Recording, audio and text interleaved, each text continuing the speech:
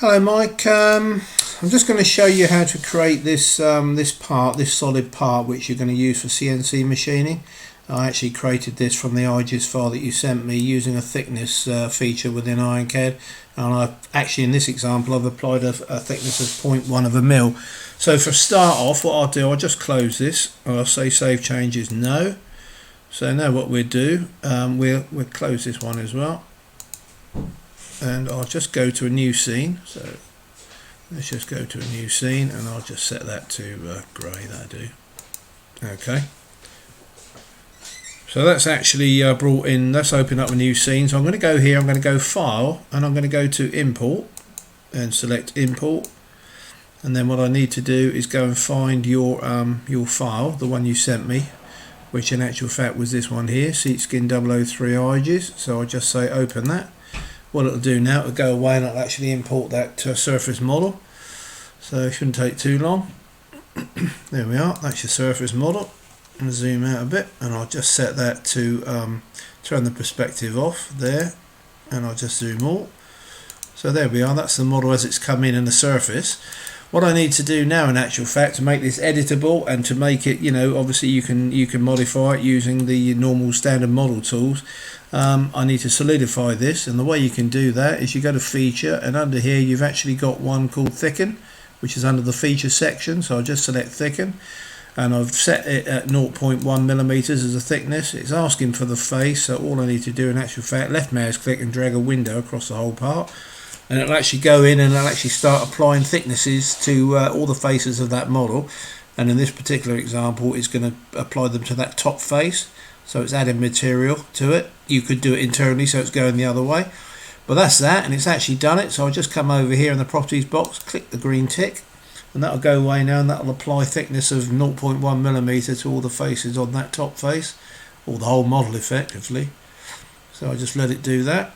It shouldn't take too long, but obviously there's quite a few bits and pieces on this model. So it just takes a little while just to go through it and do it, and it's done that now. And if you look in here, we've actually got all the various all these faces come across this part, and they're boundary representations.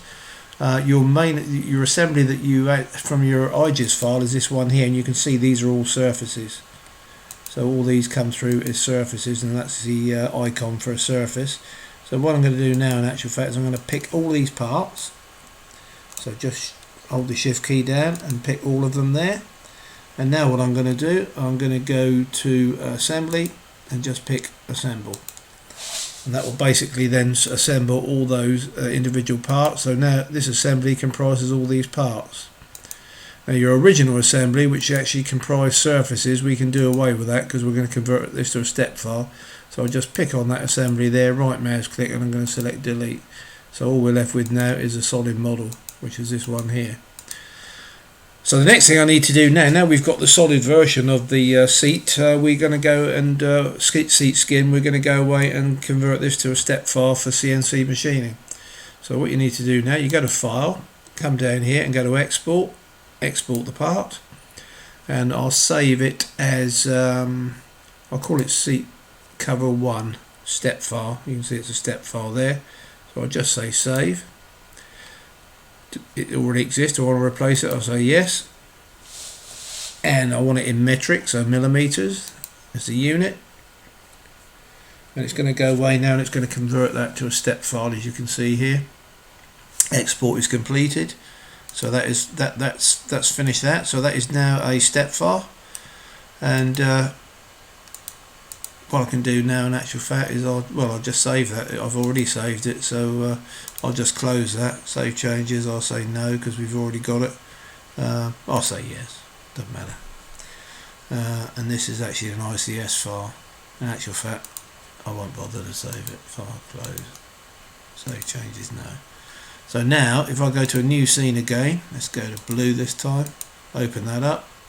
What I can do now, actually, just to prove a point, I'm going to go to File, Import here again, and I'll go to the Seat Cover 1 step file, which is the one we've just created, and I'll just go Open, and that'll go away now, and that'll open that step file, and this is the file that you'll be sending to the guy that's got to do the machining.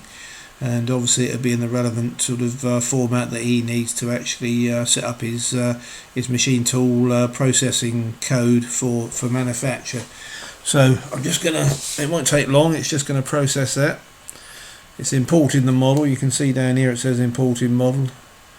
So as soon as that comes in, one thing you'll find with a step file is when it's imported in IronCAD, it actually applies different colours to different faces of the model. So as I say, it's importing it at the moment, and when it comes in, what we can do is we can convert those colours to one standard colour, which is probably beneficial for the guy you're sending it to. So if I just come in here, do a click on there, I'll just turn the perspective off again and go to zoom all, and you can see on here that in actual fact we've got this in colour. So what I'll do now, I'll just drag a colour in from here, and I'll just select one of these. In actual fact, let's pick the whole assembly and then do it. And it's going to say, do you want to replace Smart Paint for all the parts at the selected assembly level and sub-assembly levels? I'll select that and say OK, and that'll actually go away and it'll actually convert that to one colour.